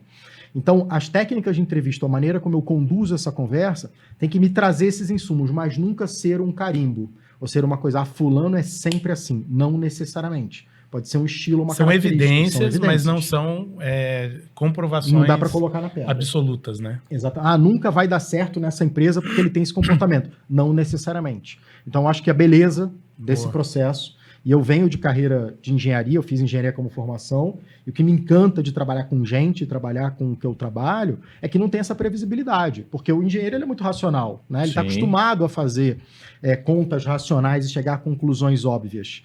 E trabalhar com gente não tem obviedade, ou seja, não tem nenhuma conclusão que você bota na pedra e fala, vai ser sempre assim. Essa é a beleza da coisa, né? E deve ter coisas mais complexas também, né? Por exemplo, eu fico imaginando que, vou imaginar que eu fosse um headhunter. Dependendo do tipo de militância que eu percebesse numa conversa, pode ser que isso despertasse em mim um outro tipo de análise, que não seria do tipo negar ou aceitar, mas um olhar diferente, porque dependendo da posição que você tem para colocar um profissional, o tipo de militância que ela segue deve ser complexo, né? Porque não vai bater com os valores. Então, sempre tem uma complexidade, sim. E, mais uma vez, eu acho que quanto mais você faz, mais você consegue ter formas e maneiras de minimizar essas questões. Uma questão que eu costumo dizer, que tem muita gente que tem viés, né? Todo mundo tem viés, e um desafio do recrutador... E não tem certo e errado, né? Exatamente, mas o desafio do recrutador é não deixar o seu viés ganhar. Perfeito. Né? Tem síndrome do espelho, de você querer encontrar a pessoa perfeita porque você acha que é perfeição, etc, Boa, etc. boa. Excelente. Mas tem um ponto importante, que até mesmo quando um profissional fala da trajetória dele, tem gente que se incomoda quando ele fala mal. Então eu passei nessa empresa, mas lá foi muito ruim porque me trataram dessa forma. Não gostei desse candidato porque ele falou mal do empregador dele anterior. Você tem que entender o contexto. E aí que eu te falo de desarmar na relação entrevistador-entrevistado e construir um contexto do porquê que ele comentou aquilo e se aquilo tem real relevância dentro daquele novo universo que ele vai participar ou trabalhar. E às vezes é real. Né? A gente sabe que existe ambientes e ambientes. Sim. Isso acontece. Né? Por último, esse tipo de informação ele precisa ser filtrado para que você não carimbe isso que eu estou dizendo, que ele é um cara um pouco mais ingerenciável, porque ele falou mal do gerente dele, que trabalhava dessa forma, etc. Então, a maneira como a gente constrói a experiência ajuda você a perceber um pouco mais dessa essência de valor e minimizar essa questão do vai dar certo ou não vai dar certo nessa cadeira. Mais uma vez, não tem perfeição, não tem garantia, mas minimizar eu acho que faz parte. Eu vi também aqui dentro desse material nosso de estudo... Cara, impressionante. As informações a respeito aqui do conhecimento de vocês, a experiência de vocês é maravilhosa. E aí tem aqui, né, dentro dessa atuação em mais de 150 empresas, uma taxa de retenção de 98% nas contratações realizadas. Cara, tem receita? Eu acho que tem um pouco de ferramenta. O que a gente faz e o que eu venho fazendo nessa linha do tempo é entendendo onde é que está a relevância desse processo. Uhum. Então, o ponto principal, na minha ótica, da relevância de se recrutar alguém é entender o contexto inicial, o famoso briefing do projeto. Isso precisa acontecer de uma forma muito calma e tranquila. Briefar com quem é o dono da vaga, quem é que vai liderar essa pessoa, quem é o recursos humanos, quem é, às vezes, o executivo principal, por que aquela vaga existe, o que você está buscando nesse candidato, por que você está buscando, o que não deu certo antes. Essas informações são essenciais para você começar o processo. Tem muito indicador de insucesso, porque no afã de eu resolver, eu pego e eu mando logo para matar o assunto de resolver a vaga. E eu não me preocupo com esse briefing consistente, robusto, de trabalhar muito bem essas informações. Eu sei que hoje é muito difícil da gente ter muita reunião presencial. Já foi o tempo da gente só fazer reunião presencial. Hoje muita gente, não, vamos fazer um vídeo, etc. Eu sempre gostei muito da reunião presencial, porque esse insumo do ambiente, de ir na empresa do meu cliente, entender onde esse profissional que eu vou contratar vai sentar, com quem ele vai trabalhar, como é que está a estrutura organizacional do ponto de vista do ambiente corporativo, é um insumo desse briefing que ajuda muito nesse indicador aí. Eu vou garantir com que aquela pessoa eu consiga minimizar e garantir com que ela dê mais certo. Você valida o repertório. Exato, né? Exato. Esse briefing da vaga talvez para mim o principal. Menos do que como eu vou entrevistar, como é que eu vou olhar o currículo, que formação ele vai ter. É muito mais esse briefing, esse conceito. Quanto tempo leva, em média, uma entrevista dessa? Uma entrevista 1h30. Uma boa entrevista, no máximo 1h30. Mais do que isso já é um pouco mais de exagero. E essa conversa, né? Porque ali, nessa conversa, eu não vou só extrair o que esse profissional tem de trajetória, mas eu também vou ajudar ele a ser percebido como executivo, ajudar ele a desenhar se aquele projeto que eu estou trabalhando tem sentido para ele ou não, e trabalhar as informações. Por que aquela posição está aberta, qual é o conceito, nível de faturamento. Então tem um conteúdo a ser trocado, tem uma troca. Bem completo, né? Precisa existir. Eu vi que você teve uma experiência com a Michael Page, né? Sim. E a Michael Page buscava muitos profissionais de mercado. Nesse momento em que você fazia busca, ou ainda faz, né, a busca de um profissional no mercado e está fazendo uma entrevista, como é que você consegue, por exemplo, separar um emocional de um racional? Então vou dar um exemplo. Estou desempregado há 1 ano, e aí venho para uma entrevista contigo. Essa entrevista, para mim, ela é quase que a salvação da minha lavoura, né? Pô, colocar o pão e o leite para dentro de casa, depois de 1 ano, né, parado. Mas eu tenho competência para atender essa vaga que você tem. Ou seja, eu estou nas duas situações aqui. E aí, numa entrevista, o candidato vem contigo e mostra para você muito desespero, de repente, ansiedade. E às vezes até pode ser que ele se emocione durante uma... Né, chega a chorar de repente. Como é que você consegue, daí, numa situação, separar essa visão, sabe? De entender o que é desespero da pessoa ali versus a competência. Pelo cenário, né, que ela está, né? É um ótimo ponto. Boa pergunta, hein? Eu vou, assim, ser muito transparente em relação a isso, né? A função que eu exerço, né? A cadeira que eu exerço, que eu me identifico como um headhunter, que é um recrutador, ela realmente mexe com a vida das pessoas. E como toda profissão, e como toda carreira, você tem bons e maus. Tem gente que entende isso, né? E que se coloca com empatia um pouco desse movimento, mas sabendo que a gente precisa entregar resultado. A verdade é essa. Eu não posso ajudar todo mundo. Eu não tenho vaga para todo mundo. A verdade é essa. Não sou eu que emprego, né? Não sou eu que contrato. Então, tudo isso está dentro do contexto. E tem do outro lado também profissionais, né? Colegas meus que às vezes não se ligam muito nisso, não. São mais frios mesmo. Até tem uma relação mais de pedestal. Eu sou headhunter, eu não falo com todo mundo, etc.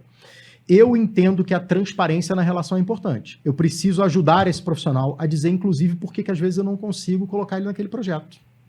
E pode passar por esse ponto. Fala, fulano, eu não consigo nesse momento porque você não está preparado. Você está frágil, você está com uma fragilidade. Talvez aqui nesse projeto eu vou te destruir. Porque aqui você vai entrar, tem que montar a equipe, teu chefe está cobrando resultado, é uma multinacional que está em startup. Então o contexto não te ajuda. Vamos continuar uma conversa e talvez numa próxima oportunidade, que eu entendo o contexto um pouco melhor, eu consigo direcionar. Mas eu preciso ajudar ele dentro desse processo. É muito difícil esse momento, e a gente sabe disso, porque eu lido com executivos em vários momentos, tanto quem está super bem, quanto que às vezes quem pediu para ser desligado, quem foi desligado como surpresa, quem está com família para criar. Já tive caso do executivo sair de terno e gravata de casa todo dia, porque ainda não tinha falado em casa que tinha sido desligado. Nossa. Então é muito difícil. A partir do momento, você tocou no tópico, né? Quando a gente convida alguém para uma entrevista, eu sei que você já cria uma série de expectativas na cabeça daquela pessoa. Ele fala em casa, se ele for, né, companheiro ou companheira de alguém, ele vai avisar, estou indo lá fazer uma entrevista, e eu acho que é uma vaga tal que eu vi na internet, ele se prepara, ele vai estudar sobre a empresa. Então esse cuidado, de novo, e não é jargão da empatia, não. A gente precisa saber que do outro lado tem um humano, e aquele humano tem fortalezas e fraquezas. Só precisa ajudar ele a se enxergar nesse aspecto. E essa transparência precisa ajudar. Vou acrescentar um ponto aqui. Talvez esse seja um dos grandes desafios das áreas de recrutamento e seleção das empresas, ter essa visão sua que você trouxe aqui de alinhar ou minimizar a quebra de expectativa do candidato? Eu acho que sim, porque se você olha lá no passado, quando a gente tinha uma briga muito mais pelo salário, eu ligava para um candidato. Se ele não tivesse o perfil que eu precisava, eu agradecia, né, passava, daqui a um tempo, abria uma outra vaga, eu falei, vou ligar para ele de novo, e ele ia, porque ele estava disputando o salário. Hoje, como o propósito faz mais sentido, e a gente chama de experiência do candidato, toda essa jornada, como ele é tratado, trabalhado, mesmo que ele não seja aceito, e às vezes até principalmente quando ele não é aceito na posição, é o que faz a diferença na reputação. E as empresas começaram a perceber isso, que ela fica enxugando gelo. Eu estou correndo atrás de candidato aqui o tempo inteiro e eu não consigo mais atrair porque eu não tratei bem aqueles candidatos que participaram do processo comigo. E eu não tenho mais candidato suficiente.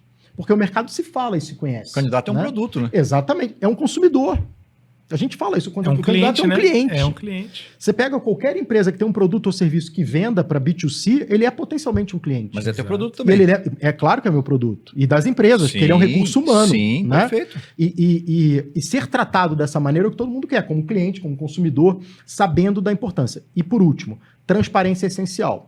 É muito difícil dar feedback, principalmente negativo, né? Fulano, você não foi aceito, mas quando você consegue construir um bom feedback consistente, mesmo que negativo, você cria uma conexão de valor com esse profissional. Você cria um interesse dele legítimo em te manter no radar, que você é lembrado, porque isso é essencial. Nem todo mundo vai entrar numa posição. Às vezes você tem uma vaga executiva que são 4, 5 finalistas, só cabe um.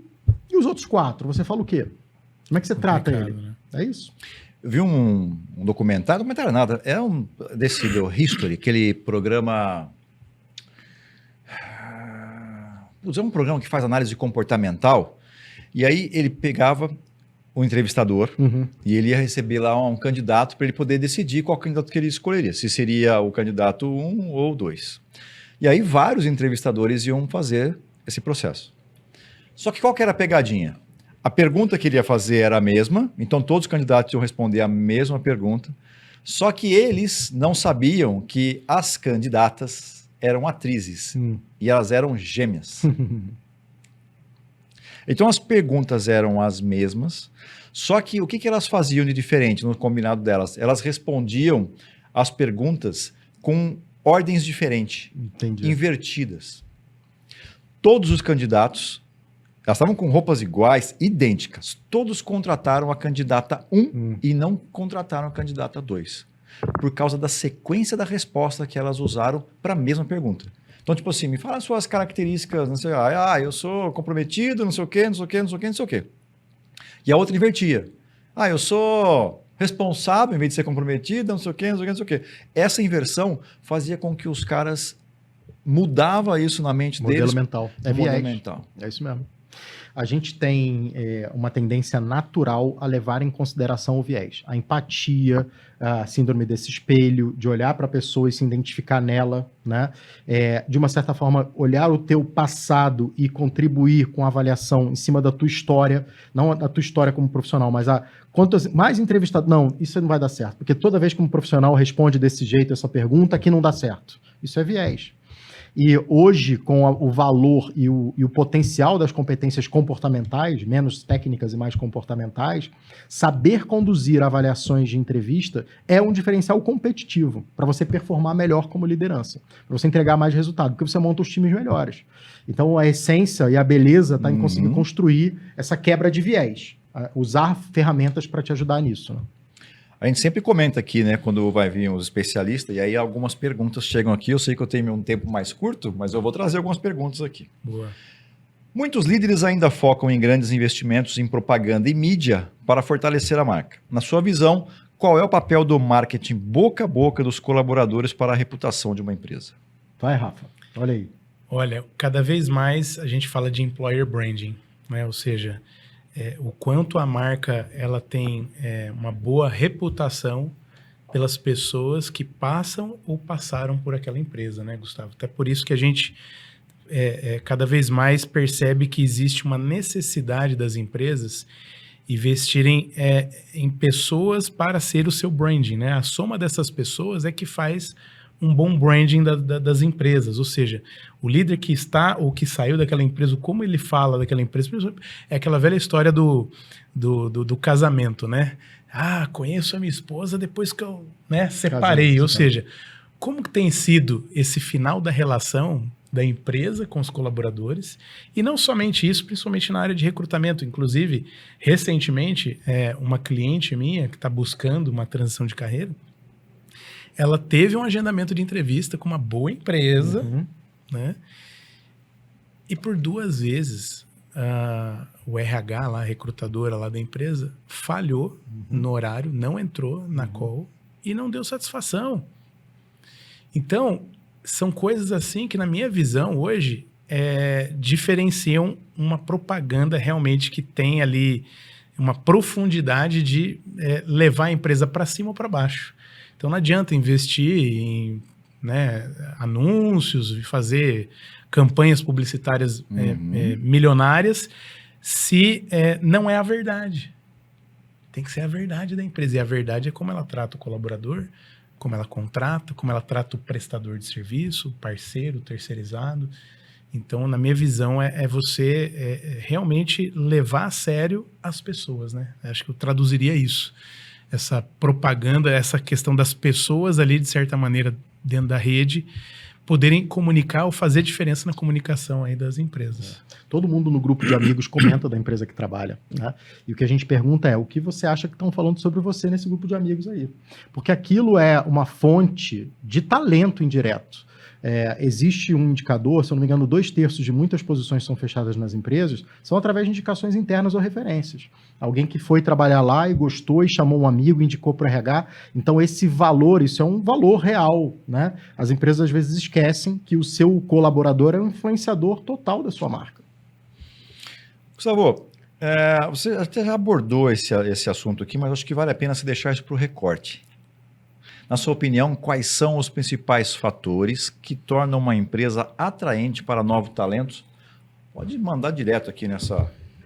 Esse é ótimo. Eu acho que os principais fatores para uma empresa ser atrativa para um talento é construir uma reputação coerente, falar com esse profissional, mesmo quando não tem vaga, de uma maneira correta e transparente. Então, cuidar da experiência do candidato, ter processos transparentes. Valorizar o colaborador, eu acho que é meio que essencial, mas não é só valorizar do ponto de vista de dar valor, seja benefício, etc. Mas é dar voz para esse colaborador, entender que as pessoas são relevantes dentro da organização, não só as ferramentas, ou o projeto, ou a infraestrutura, ou o ativo. E eu acho que, principalmente, conseguir construir essa reputação corporativa de maneira consistente. Cuidado com o impacto em comunidade, como eu comunico na real, como eu trabalho aqui os impactos sociais, etc. Então, são fatores e valores que ajudam a valorizar essa organização. Teve uma época que eu era diretor comercial ainda aqui, e aí, às vezes, o RH, que é o meu RH anterior, nem é o atual, eles traziam um candidato para entrevista e, puta, minha agenda maluca, aquela coisa maluca, ficava sempre pro final do dia. E aí o RH fazia aquelas entrevistas longas, né, com o candidato e tal, e às vezes era para ser um executivo de vendas, às vezes para ser uma assistente de vendas de um nível bacana, e aí ela ficava lá, ela conversava um tempão com essas pessoas, e aí marcava para bater um papo comigo. Muitas vezes, essa candidata, às vezes, não levava 2 minutos, levantava e ia embora.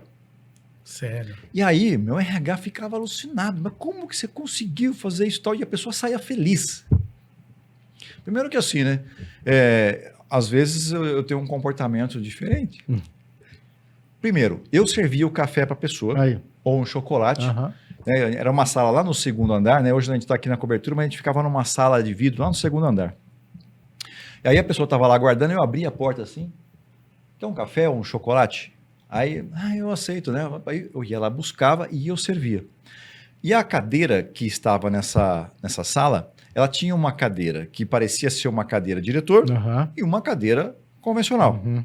E a pessoa normalmente senta em qual cadeira? Convencional. Convencional. Eu falava, putz, você não se importa, essa cadeira é minha. Uhum. E ela ia para outra. Uhum. Olha.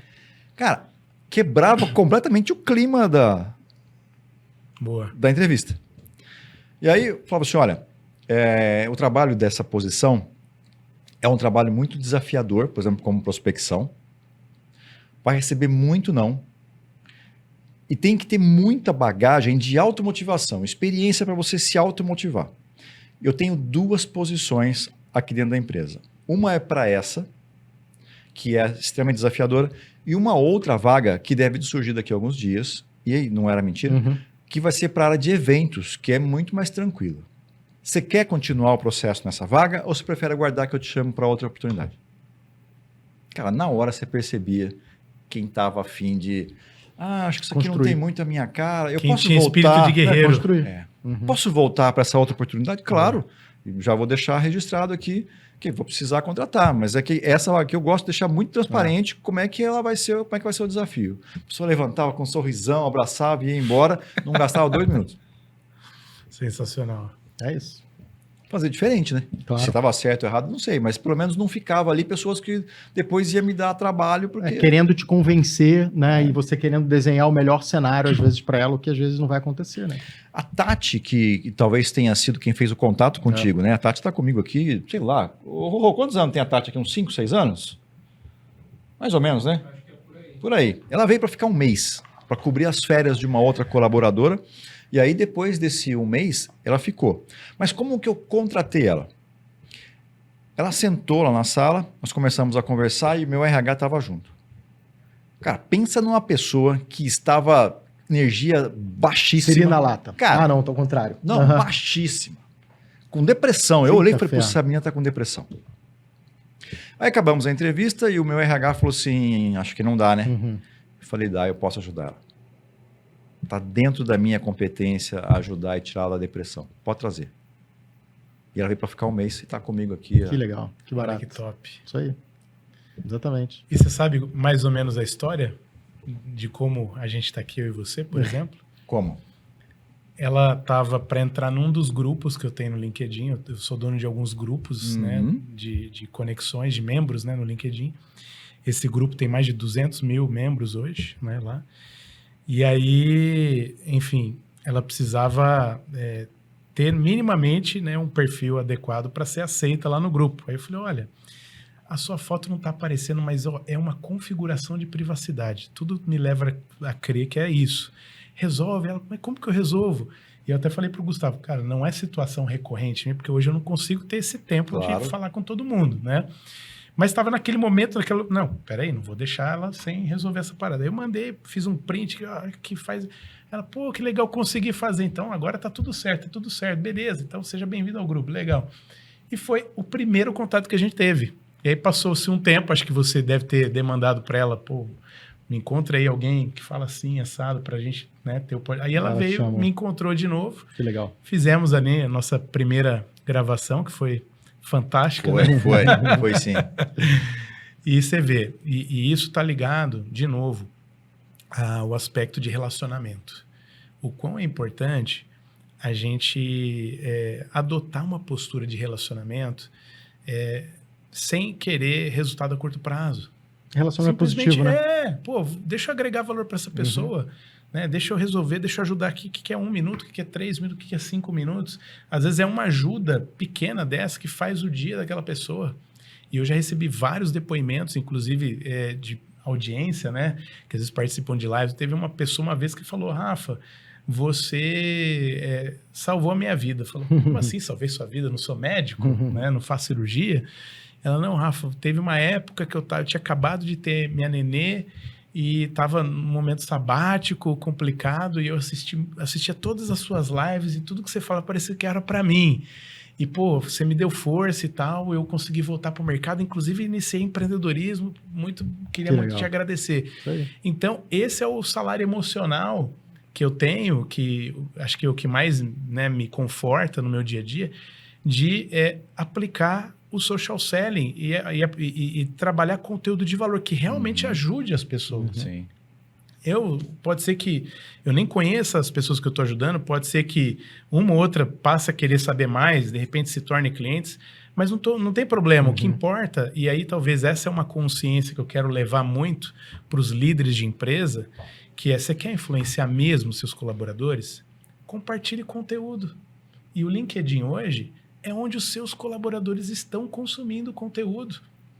E é uma maneira muito eficiente de você influenciar os seus próprios funcionários. Pô, olha só que legal, o Cris compartilhou esse artigo aqui, pô, traz bastante da nossa visão, pô, traz bastante aqui dos nossos resultados, olha que legal. Pô, postou aqui, né, uma premiação que teve do time, um reconhecimento, olha só, marcou a gente, puta, que legal isso, uma visibilidade positiva pra gente. Então, querendo ou não, um conteúdo hoje na internet, ele tem um poder absurdo. Ele tem um poder de, primeiro, influenciar as pessoas que já estão no nosso cotidiano e tem um poder de fazer mais pessoas nos conhecerem. E, às vezes, de uma forma muito escalável. Porque eu olho lá os indicadores do LinkedIn, por exemplo, quando eu vejo, eu falo, cara, o último ano, 24 milhões de pessoas passaram por um conteúdo meu no feed. É muita gente. É muita gente. Pô, 24 milhões, estão falando em quase 10% da isso que eu ia população falar, brasileira. O LinkedIn está com 81 milhões de pessoas. Aí você fala, caramba, como que eu faria aí? Como que eu apareceria para tantos milhões de pessoas se não fosse por um conteúdo de valor na rede social? Né? E que hoje me leva a dar palestra, me leva a conquistar mais clientes, enfim, ajudar mais pessoas. Então eu costumo dizer, cara, se você é um líder que acredita que é um líder de sucesso, comece a compartilhar isso em conteúdo. Porque além de você ajudar a sua comunidade, os seus clientes, os seus potenciais clientes, você ajuda pessoas que às vezes você nem imagina estar precisando daquela palavra, E já é oportunidade. Exatamente, daquele valor que você gerou. Então, preocupado com o nosso tempo aqui, tem mais uma pergunta que eu quero fazer aqui. Na opinião de vocês, quais são as principais tendências que moldarão o futuro do employer branding e do desenvolvimento de lideranças? E como a tecnologia pode impactar essa área? Eu acho que, pegando o gancho já no último, que é a tecnologia é a principal ferramenta, a gente tem que saber como pilotar ela. Garantir previsibilidade, garantir histórico, indicador, trabalhar os dados, conseguir medir performance, isso é a tecnologia, não tem como mais ser humano. O humano vai trabalhar em interpretar esses dados e conseguir ajustar a sua equipe, como líder, nas melhores funções que eles precisam ter. Então a gente fala, por exemplo, de planos de sucessão. Historicamente, plano de sucessão sempre foi muito tomado em linha com subjetividade. Eu acho que fulano tem uma veia comercial, ele vai entrar no pipeline de sucessão da área comercial. Será que real isso funciona? Qual é a história? Qual é a estatística? Quantos outros executivos da área comercial passaram pela cadeira que performaram? Quais foram os comportamentos que eles desempenharam? Isso é a tecnologia. O employer branding, eu acho que ele é hoje, se não já é, ele vai ser a principal vitrine de tomada de decisão de carreira. Eu vou me associar como profissional a marcas que tenham uma gestão de marca de reputação empregadora. Senão eu não vou conseguir mais atrair. Se eu não conseguir comunicar o que eu faço como organização do ponto de vista de marca empregadora, estrutura para os meus profissionais, como eu trabalho eles, como é a minha cultura, o DNA, a essência dela, eu não consigo mais atrair os melhores. Então, é necessário ter para que você consiga sobreviver do ponto de vista de ter os talentos, de ter as pessoas. A gente tem, nas últimas edições aqui do podcast, convidado o GPT para fazer uma pergunta. Olha só. Para o nosso belo desafio. Entrevistado. Que Posso legal. correr este risco? Bora. Vamos ver como é que ele vai, né, fazer a pergunta e o que ele vai trazer aqui. Vamos ver. Estou gravando aqui um podcast e gostaria que você fizesse uma pergunta para o meu convidado, Gustavo Costa. Ele é headhunter, especialista em recrutamento, executivo de executivos e desenvolvimento de liderança e é cofundador de uma empresa do mesmo segmento. Você poderia fazer a pergunta?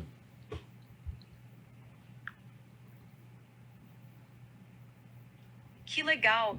Aqui vai uma pergunta para o Gustavo. Como você vê a evolução das competências exigidas dos executivos no mercado atual e como os líderes podem se preparar para essas mudanças? Que legal, gostei da pergunta, hein? As competências são muito mais competências comportamentais, principalmente capacidade de comunicação em qualquer ambiente. Normalmente, os líderes estavam acostumados a comunicar dentro do ambiente controlado, com o seu time, com a sua equipe dentro da sua empresa. Hoje ele está exposto, e ele precisa estar exposto. Tem todo um ecossistema que ele tem que transitar e ele representa a marca para isso. Segundo, a empatia, de conseguir entender cenários diferentes através da sua equipe e, o que a gente fala, níveis diferentes de tomada de decisão. Como é que essa pessoa está no aspecto pessoal, como é que eu cobro o resultado, como eu falo com uma que é diferente de uma maneira como eu falo para outra. Então, essa empatia é importante. Claro que orientação para resultado é essencial em qualquer cadeira. Hoje, a volatilidade que a gente vive em termos de ambiente é muito alta, então eu preciso ser adaptável a qualquer cenário. Então, eu não tenho que ter restrição à mudança, ou mudar uma estratégia, ou adaptar uma estratégia. Não existem mais planos de longo prazo, hoje as coisas são mais intensas. Então, essas competências são marcantes dentro da característica da liderança. Dentro do desenvolvimento, eu acho que ele começa com a autoavaliação, né? Com autoconhecimento. Eu só consigo desenvolver alguma coisa se eu conseguir medir antes. Eu sei se eu estou muito, pouco, médio, baixo, para eu conseguir desenvolver. Então, eu preciso perceber como eu sou como líder. Então, eu preciso pedir feedback, fazer assessment 360, eu preciso construir positivamente essa troca com o meu time para que eu possa receber as informações daquilo que são os meus pontos de evolução e de melhoria. E, mais uma vez, pegando o gancho no que a gente já falou, sem a necessidade da perfeição. Não existe liderança perfeita. A gente pode ter brainstormings aqui de vários perfis de líderes globais, o que quer que seja, em todas as áreas, e a gente vai entender que todos eles, às vezes, têm algum defeito. Não tem perfeição em liderança. Então, tem muito líder que, às vezes, procura ser perfeito e erra nesse ponto. Deixa isso de lado, foca naquilo que você faz bem, minimiza as suas fraquezas através da fortaleza, claro, desde que não seja uma falha grave, né? Se você cometa uma falha grave, e aí você vai conseguir desenvolver e aperfeiçoar. Boa. Rafa, quer uma? Aí. Opa, faz aí. Vamos lá. Estou gravando um podcast e gostaria que você fizesse uma pergunta para o meu convidado, Rafael Cunha. O Rafael é um especialista em personal branding e também trabalha fortemente com o entendimento de como as pessoas podem fazer um melhor uso do LinkedIn para a divulgação de sua marca. Boa.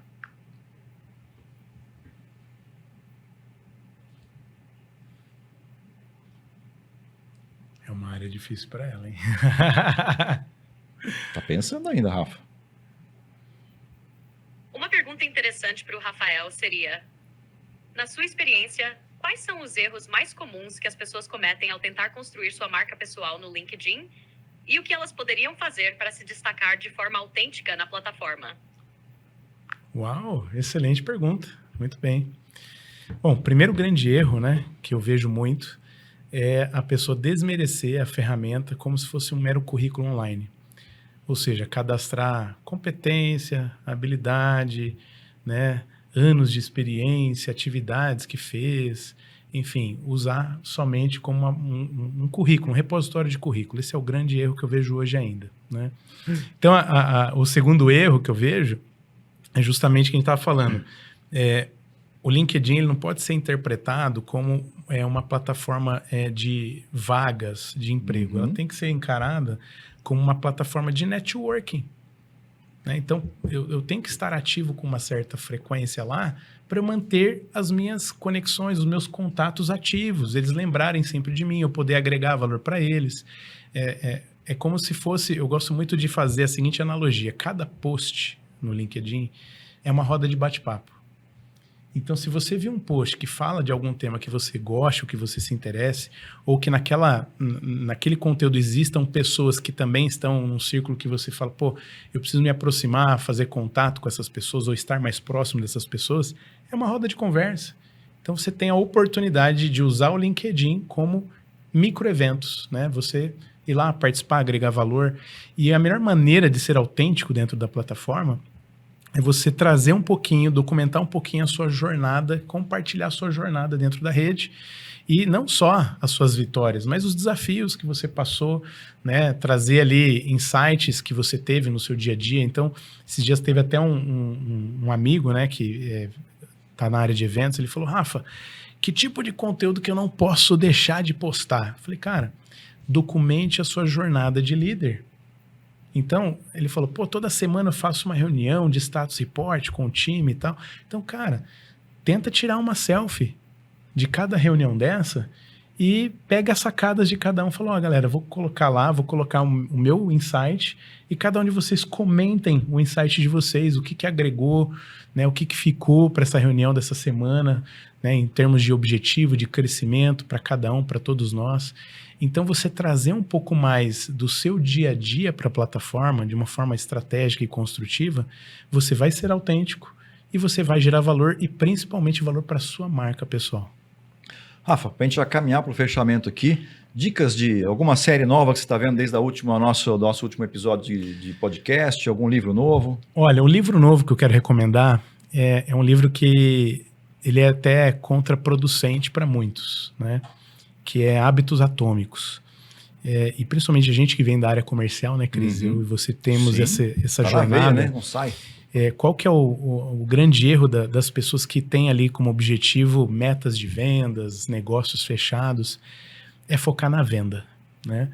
E aí quando a gente faz uma leitura como do livro Hábitos Atômicos, que é um livro fantástico, ele traz para a gente uma desconstrução do foco, né? Que ao invés de eu focar lá no resultado, eu tenho que focar nas microações que vão me levar ao resultado, que é o que ele chama de sistema. Você tem que focar no sistema. Então, para eu, por exemplo, fechar uma venda, quantas propostas eu preciso fazer, né, de negociação? Tá, para eu fazer proposta, quantas reuniões comerciais eu preciso fazer para entender a necessidade do meu cliente, ele entender que o meu produto vai ajudar ele? Tá, para eu conseguir fazer uma reunião de vendas, quantos contatos por redes sociais, por WhatsApp, LinkedIn ou demais redes sociais eu preciso fazer, interagir para conseguir ter essa janela de oportunidade de uma reunião one-on-one? Tá, e para eu conseguir achar essas pessoas, o que eu tenho que fazer? Aí entra, né, toda a estratégia de social selling, personal branding, que são temas que eu venho trazendo dentro do meu propósito, da minha jornada.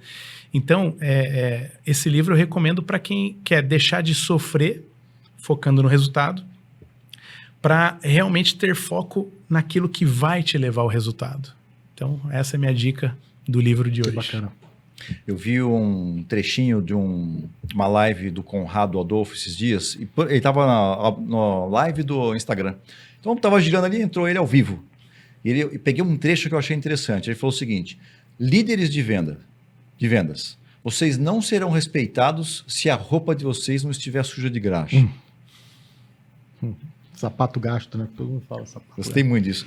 Gustavo, recomendação de alguma série, algum filme, algum livro, não necessariamente precisa estar ligado ao tema, alguma coisa que te represente. Bom, eu gosto muito de um livro quando a gente fala de autoconhecimento, e principalmente para a gente conseguir perceber como as pessoas nos veem, né? Porque o que é o rico é como as pessoas nos veem. Eu posso achar várias coisas que eu sou, mas se as pessoas não percebem, não adianta nada. Tem um livro muito simples, muito bacana, porque ele é bem ilustrativo. Em inglês ele é Business Model U, que é modelo de negócios pessoais. Ele ensina você a construir a tua autoavaliação através do feedback dos demais. Então ele dá algumas estratégias de como pedir esses feedbacks e que tipo de feedback é relevante. Amigos, familiares, pessoas de trabalho, todo mundo que gira em volta de você consegue contribuir e no final ele sugere como é que você então monta o teu plano de carreira. Teu plano de negócio pessoal é isso. Como é que eu posiciono a minha carreira? Ele é bem interessante. Show. Rafa, se tivesse que fazer uma frase na camiseta. Uma frase na camiseta, diria o seguinte: para você atingir o resultado que você almeja, comece por dentro, por você, né? Então, olhe para dentro de si, encontre seus motivos, encontre os seus objetivos dentro de si, para depois você focar nas ações externas que vão fazer você alcançar o seu objetivo. Boa. Gustavo, tem uma frase eu vou usar uma frase, se eu não me engano, se não me falha a memória, é do Michael Jordan, que fala que algumas pessoas querem que aconteçam, outras pessoas desejam que aconteçam e poucas fazem acontecer. Eu acho que quando a gente fala de carreira, liderança, protagonismo, melhoria, processo, a gente precisa fazer acontecer. É claro que muita coisa vem junto e vem depois como consequência, mas ficar esperando e, de uma certa forma, não se posicionar para fazer e ser o protagonista, eu acho que está ficando para trás. Eu acho que o mercado precisa de protagonista. Boa, show de bola. Rafa, como é que te acha na rede? É Rafael Cunha, _oficial lá no Instagram. No LinkedIn é só digitar na pesquisa Rafael Espaço Cunha, lembrando que é Rafael com PH, você também vai me encontrar lá. Então se conecta comigo, me segue lá, espero agregar valor para você e para sua jornada. Boa. Gustavo, como é que te acha na rede? Estou no LinkedIn, Gustavo Costa, tá lá Headhunter, sócio da Unique. É sempre um prazer eu receber conexões, né? As pessoas pedirem conexão, eu também peço muita conexão eventualmente. Gosto de conversar, sempre que surge um tempo eu falo proativamente mesmo. Vamos bater papo sobre carreira, não estou com nenhuma outra vaga hoje, mas quero te conhecer. Então é muito rico, porque isso é um insumo, isso é produtivo e eu gosto de conhecer as histórias. Então é sempre um prazer. Boa, show de bola. Rafa, mais uma vez, obrigado. Obrigado você, Cris. Gustavo. Prazer a gente estar junto aí. Boa, show de bola. Valeu. Gente, você viu que bate-papo maravilhoso? Pena que o tempo passa muito rápido sentado aqui, né? Ainda mais quando a gente tem duas feras de coisa aqui. Os caras conhecem muito. E eu tinha muita curiosidade de poder bater um papo com alguém que era headhunter, entender como é que funciona o pensamento disso, como é que se desenvolve as pessoas e principalmente da questão emocional. Tem aquele filme do Amor Sem Escalas, quando o cara tinha que fazer as demissões, né? Ele viajava para fazer as demissões das pessoas e aquilo sempre ficava na minha cabeça, né? Poxa, deve ser um negócio muito difícil. E para aquele personagem, ele não tinha muita emoção porque ele não tinha relacionamento nenhum com aquelas pessoas. Agora, imagina você, se ponha no lugar do Gustavo, você receber uma pessoa na sua mesa, chorando para você, pelo amor de Deus, me dê uma oportunidade. Eu estou há 1 ano sem emprego, eu preciso. E você tendo que decidir isso de forma racional, não deve ser fácil, mas a gente teve aqui uma aula com o Gustavo, além dos complementos maravilhosos do Rafa. Sensacional, não é? Valeu! Te vejo no próximo episódio. Tchau!